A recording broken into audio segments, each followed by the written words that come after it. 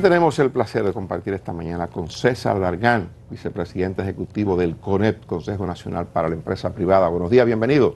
Buen día, bienvenido. Ya extrañaba, me puse a ver y hacía más de un año que no estaba presencialmente con ustedes. Bienvenido. Era virtualmente que estábamos acostumbrados. ¿Es culpa de yo, o de Mariel o de su coordinador? No, nos habíamos conectado por Zoom, pero no es lo mismo. Sí, no es igual, no es igual. Mire, cuéntenos, ¿cómo evalúa el CONEP este proceso de reapertura que se ha estado desarrollando evidentemente con el liderazgo de la presidencia de la República? ¿Cómo sienten ustedes que va la recomposición? Aunque hace un año he tenido la oportunidad de conversar este tema en varias etapas del proceso con ustedes y cada etapa ha tenido sus particularidades. Justamente hace un año el país se cerró de golpe, se detuvo todas las actividades y la vida cotidiana de cada quien. Eso fue una sorpresa que irrumpió y cambió la modalidad de hacer las cosas. En la medida que se trataba de controlar la situación sanitaria, evidentemente había un impacto económico y social en todo lo que ocurría. A lo largo del año se han venido tomando una serie de medidas, pero esta última etapa quizás vemos un poco de esperanza al final del camino, en la medida que avanzamos con un plan de vacunación y al mismo tiempo se logra continuar con el control de la pandemia. La salud sigue siendo el eje central de la agenda, pero poniendo atención a cada uno de estos componentes que en la medida que pasa el tiempo siguen siendo bastante latentes. El CONEP, César, cada vez que ha habido una situación ha estado presente. Por ejemplo, recordamos en momentos en que la necesidad eran pruebas, PCR. Bueno, ahí estuvo el sector empresarial apoyando. Ahora la necesidad es vacunas. ¿Qué han estado haciendo ustedes desde el apoyo, tanto económico, donativo o logístico, para colaborar con el gobierno en materia del programa de vacunación? Precisamente en la primera etapa fue la movilización de recursos para la adquisición de pruebas, de equipos de protección personal, de ventiladores. A partir del mes de agosto hemos colaborado con el apoyo de muchas empresas para gestionar las vacunas. De hecho, fueron empresas privadas las que aportaron los recursos para pagar el inicial de la vacuna de AstraZeneca, el 20% de la vacuna de AstraZeneca. Las que llegaron de la India. O no las otras, las que no han llegado. Correcto, pero llegarán, y lo importante es que lleguen las vacunas, no importa la marca ni de dónde, lo importante es que llegue. ¿Lo hicieron como donativo o sí, como fue una avance? donación, fue una donación al Estado. En adición se ha gestionado un segundo fondo ascendente a $6 millones con aporte de las administradoras de riesgo de salud y este ha ido más a la logística de aplicación de la vacuna, las jeringuillas, todo lo material que se requiere. Entonces, más que dinero, lo que estamos viendo es cómo apoyar al gobierno en este proceso que está avanzando bastante. Pero digamos, la parte, uno ha visto que el presidente de la República, por ejemplo, ha estado muy activo en la reapertura del sector turismo. Le pregunto si no hay algún tipo de coordinación. Ustedes como CONEP no tienen algún tipo de participación, ¿qué sector se va a reabrir, cuándo, cómo? ¿No discuten con el gobierno? Sí, evidentemente sí. Y entrando directo en el tema económico, en el CONEP confluyen todos los subsectores de nuestra economía. Son 58 asociaciones que representan prácticamente a todos los sectores. La industria, la zona franca, la minería, el comercio, en fin, las zonas francas. Entonces, en esa diferencia de sectores, el nivel de reactivación ha ido gradual, dependiendo de cada una de sus particularidades. Hay sectores de más lenta recuperación, el turismo es uno de ellos, las MIPYMES, y los efectos lo veremos en el tiempo. Si bien se están haciendo muchos esfuerzos para lograr los apoyos, dependerá de otros factores externos que nosotros como país no necesariamente controlamos. Pero hay sectores que o no se han detenido o se han afectado de una u otra forma. Yo creo que hay señales positivas en el ambiente. El año pasado nosotros vimos que en el momento de mayor claustro, encierro, hubo alrededor de 750,000 trabajadores suspendidos. Según las cifras más recientes que nosotros tenemos del Ministerio de Trabajo, todavía permanecen alrededor de 54,000 trabajadores suspendidos. Es decir, en la medida que ha habido una recuperación y una reapertura gradual, también se han recuperado muchos de esos puestos de trabajo. Hay un caso puntual. Hoy la Asociación de Industrias de la República Dominicana tiene una actividad con la prensa que ha convocado y el motivo de la convocatoria es socializar con la prensa, dar a conocer al país las dificultades que se están presentando con los altos precios en algunos renglones, en algunos rubros para el tema de la construcción y para otras actividades de las que desarrolla el sector industria en República Dominicana. ¿Cómo ven ustedes eso? ¿Qué pudiera producirse a partir de ahí? ¿Cómo cuáles elementos entrarían en juego, si hay unos altos costos que la economía o el país no está en disposición de absorber, ¿qué es lo que nos puede esperar?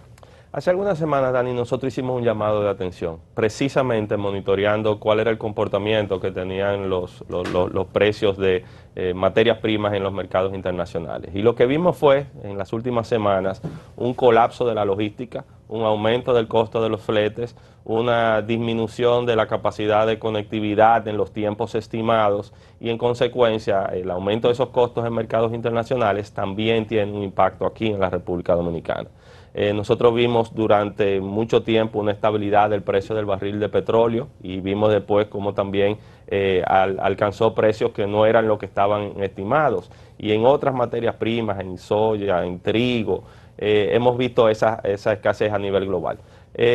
No quiero dañar lo que hará la IRD ni adelantarme a lo que hará la IRD en un momento, pero definitivamente lo que ocurre fuera de aquí tiene un impacto directo en la República Dominicana y no es solamente una situación del mercado interno. Estamos viendo fluctuaciones anormales en los mercados internacionales, en gran parte como efectos directos de esta pandemia. Una de las sugerencias que se están haciendo, incluso hay gente del gobierno que está comenzando a socializar esa posibilidad, es el hecho de que pudiera trabajarse en la reducción de márgenes de beneficio.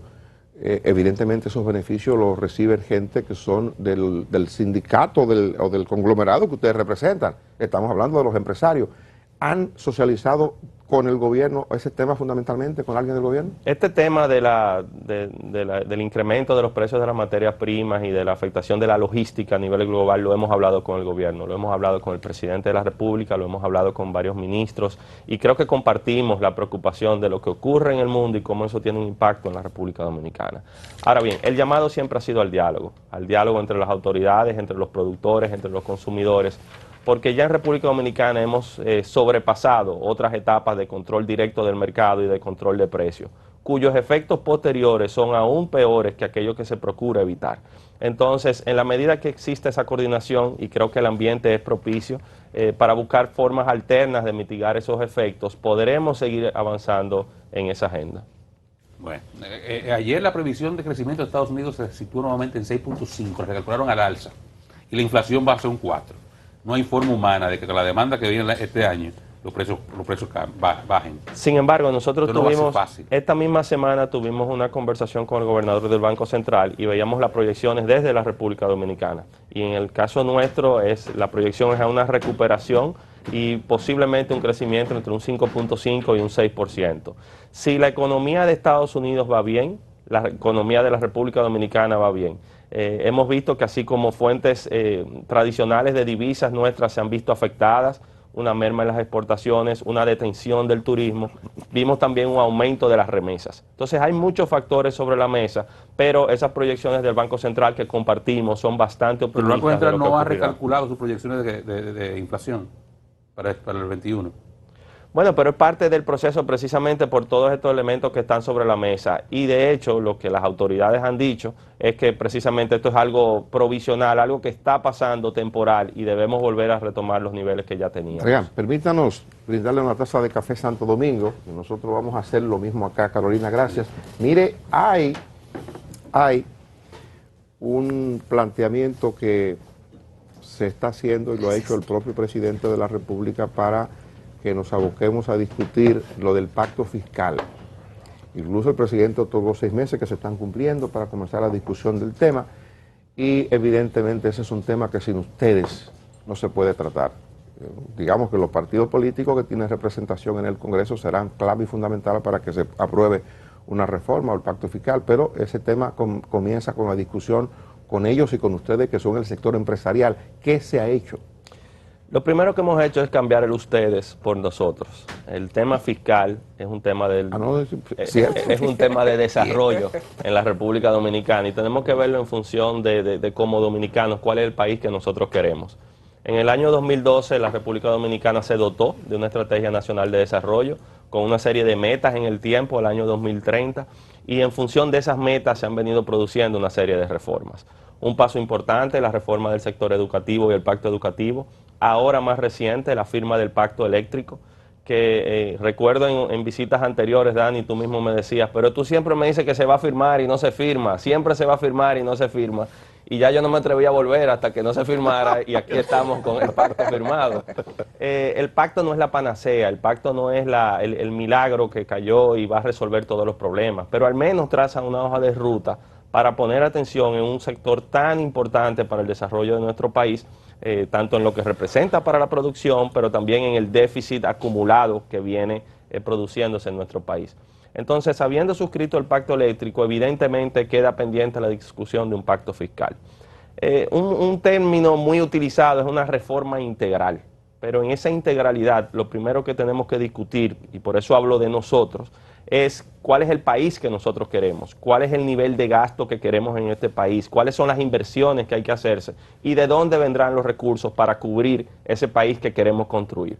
Porque año tras año, y no solamente a causa de la pandemia, sino eso se viene acumulando en el tiempo, como país operamos con un déficit. Es decir, es menos la cantidad de recursos que ingresan al Estado que los que se requieren para dar respuesta a todas las necesidades.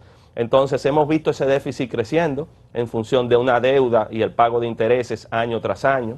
El año pasado, inclusive, con una merma en recaudaciones propia de las necesidades de la pandemia, hemos visto la obligación y el compromiso de asignar un 4% del Producto Interno Bruto a educación. Entonces es un presupuesto que antes de aprobarse ya está prácticamente diseñado. Como país la discusión es cómo entonces priorizar en las cosas que queremos hacer y de dónde vendrían los recursos para poder hacerlo. Licenciado, ya el CONEP fijó su posición sobre las tres causales. El CONEP no ha fijado la posición sobre las tres causales, no es un tema que se ha discutido. Evidentemente toda la sociedad en el día de hoy está discutiendo sus diferentes posiciones. Es importantísimo que la discusión ha girado mucho más allá de una creencia, de una fe, sino sustentada en términos de salud, de seguridad y de una visión diferente de la situación. Y eso es saludable para la República Dominicana. Volviendo a la parte de los pactos. Hay un sentido lógico en cómo se van a formar los pactos. El eléctrico antes que el fiscal, por un tema del peso del déficit eléctrico en el déficit presupuestario. Pero ahora hay voces del gobierno que dicen hay que hacer el pacto fiscal ahora sí o sí. Entre ellos el director de presupuesto, que los números no le dan para el 22, si no hay una recomposición de todo el espectro tributario, que decía el señor Rigo aquí, que el impacto que ellos están buscando en el gobierno es de 3.5 a 4% del producto. Eso estamos hablando de 200 mil millones de pesos. Para redondear, 200 mil millones de pesos. Eso, entonces el sector empresarial dice, espérate, vamos a darle tiempo al pacto fiscal, al pacto eléctrico, a ver cuánto de esos 200 mil se pueden conseguir de las medidas que vayamos tomando para reducir el impacto del déficit eléctrico en el déficit del presupuesto. ¿Cuál es la posición en esa disyuntiva de ustedes y cómo lo ven? ¿Cómo ven ustedes un avance en la medida del pacto fiscal, del pacto eléctrico, perdón, al punto de podernos sentar a discutir un pacto fiscal? Coincido plenamente con tu planteamiento, porque parecería haber sido una obsesión insistir con un pacto eléctrico aún con condiciones adversas. Pero ¿qué había detrás del pacto eléctrico? Cuando se terminó la concertación del mismo hace 3 años, el nivel promedio de las pérdidas de las distribuidoras rondaba un 30%. Y empezaba un calendario de desmonte durante 5 años hasta llevarlas a un 15%. El pacto no se firmó en ese momento y muchos dicen, bueno, no necesitaban un pacto para tener la voluntad política de hacer las transformaciones. Al día de hoy, el nivel promedio de las pérdidas de las distribuidoras no solamente no se ha reducido, sino que ha aumentado y ronda un 32%.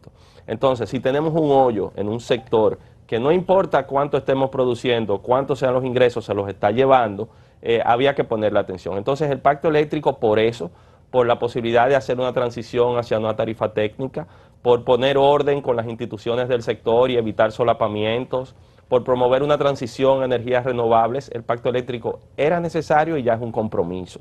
Lo que hemos estado viendo ahora es cómo adaptar esos calendarios de hace 3 años a la realidad actual. Conectando eso con el pacto fiscal, evidentemente, no podíamos hablar del tema fiscal sin hablar del tema eléctrico. Las condiciones están dadas en el momento en que las autoridades convoquen. Esto requiere una concertación nacional de los diferentes actores. Precisamente seguir operando con ese nivel de déficit que tiene la República Dominicana no es sostenible, y mucho menos atravesando situaciones como las que estamos viendo.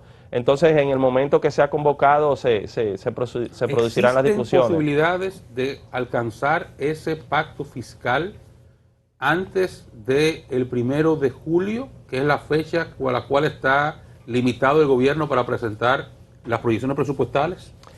Es difícil arriesgarnos y adelantarnos a hablar de fechas. Aquí lo que tenemos que ver es claramente cuál sería el procedimiento, cuáles serían los espacios, quiénes serían los interlocutores, e iniciar un proceso cuando las condiciones lo permitan. Pero arriesgarnos a hablar de fechas en este momento es muy, muy prematuro. La realidad del gobierno es que no hay posibilidad de sostener el presupuesto del 22 con el nivel de deuda que hay ahora mismo, los compromisos, solamente entre el pago de intereses y el dinero de educación se fue el presupuesto. Sí, es así, y es una operación presupuestaria muy frágil. Sin embargo, la República Dominicana, a diferencia de otros países, tiene ventajas que le han permitido subsistir esta situación. Y como nosotros lo vemos, es que esto es algo temporal, y el COVID pasará a ser historia y nosotros estaremos construyendo una nueva etapa de nuestro desarrollo. El COVID es otra cosa. Yo me refiero al problema estructural de la viabilidad del pago de la deuda, que es un problema que hay que resolverlo para el presupuesto que viene. ¿Hasta qué punto vamos a lograr algo ahí? Lo que sucede es que el año pasado, precisamente en momentos en que hubo necesidad de recursos adicionales, precisamente por excedentes que teníamos en determinadas cuentas, pudimos responder a los mismos. Al mismo tiempo, por el historial crediticio de la República Dominicana, por su clasificación y su valoración entre entidades financieras internacionales, hemos tenido acceso a crédito. Que si es saludable o no es saludable, ahora mismo lo saludable y lo necesario es mantener la estabilidad de la República Dominicana, y hay muchas fuentes para hacerlo. Esos niveles de endeudamiento que hemos visto, en algunos casos han sido necesarios. Nosotros hemos visto países que han comprometido hasta la tercera parte de su Producto Interno Bruto en programas de incentivo económico para lograr subsistir esta situación.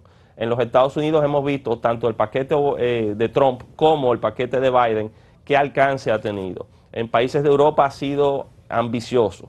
Aquí lo que tenemos es que superar esta etapa y seguir avanzando. Por eso esa discusión tiene que tener lugar. César, eso no hay duda. Aquí nadie está cuestionando que el gobierno haga lo que tenga que hacer ahora para mantener la circulación de la economía viva, que la sangre continúe circulando por el cuerpo.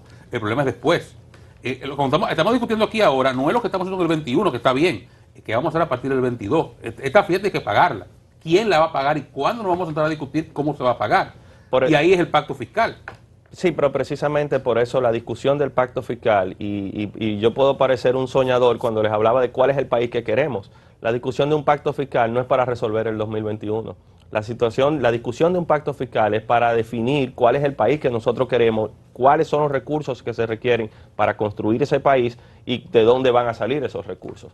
Porque nosotros queremos asignar y continuar asignando un 4% para la educación, pero queremos un porcentaje importante del PIB para la salud, queremos construir infraestructura, queremos desarrollo social, queremos hacer muchas cosas. Ahora, ¿cómo priorizamos, reducimos gastos superfluos, gastos innecesarios, concentramos en esas fuentes alternas? ¿Cómo promovemos mecanismos diferentes a los cuales nuestra legislación no estaba acostumbrada, como por ejemplo las alianzas público-privadas, que permiten acceso a recursos frescos para el desarrollo de obras de infraestructura? Entonces la discusión no puede ser en torno a constreñimientos de qué pasará en el 2021.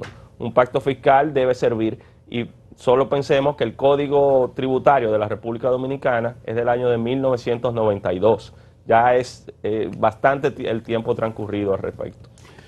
Pero digamos que, eso que Oscar le pregunta, si es necesario, si es obligatorio lo del pacto, uno se imagina, de hecho hay versiones que dan cuenta de que ustedes han socializado ya un borrador sobre las reformas, cuáles serían las partes a modificar.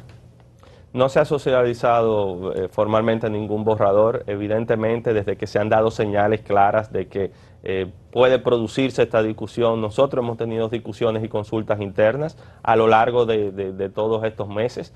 Estamos en la mejor disposición de participar en las mesas al respecto. Es un tema necesario y lo que no podemos es acelerar en torno a una coyuntura muy particular que es la que estamos viviendo en este momento. Don César, gracias por acompañarnos. Gracias a César ustedes. Dargan. vicepresidente ejecutivo del CONEP. A ustedes gracias por acompañarnos. Mañana de vuelta a partir de las 5 de la madrugada.